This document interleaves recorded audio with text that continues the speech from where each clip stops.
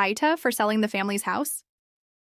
Hi, my 21F mom bought a family house like 15 years ago. I was little, so I don't really know the exact story.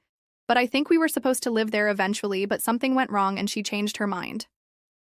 Since it is quite close to her childhood town, it is close to some of her relatives, and they started basically using it as a house for the family to use whenever they wanted, and it became the family's house.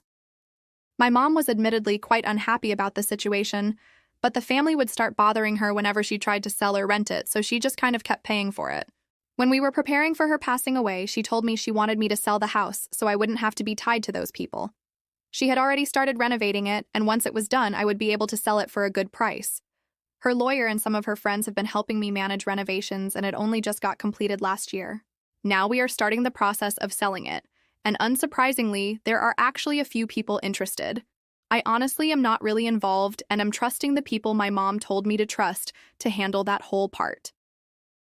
A few months after my mom passed away, I traveled to my grandparents' house to inform them that I would sell the house. I said it was my mom's wish and that it would take a few years, but it would be done, and asked them to let the rest of the family know. I will admit that it was the only time I went in person to inform them. Every other time during those 4 years was either by text, 2 or 3 times by lawyer, and through the workers or other mom's friends that were on the project. Last year, when it was done, I asked them to stop coming because it would go up for sale.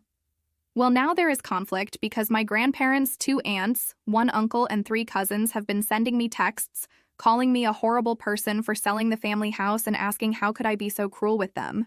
Their point is that they lead very humble lives, and that the family house is the one place they have to be luxurious and feel rich, and I don't need the money of the sale since I already have my inheritance.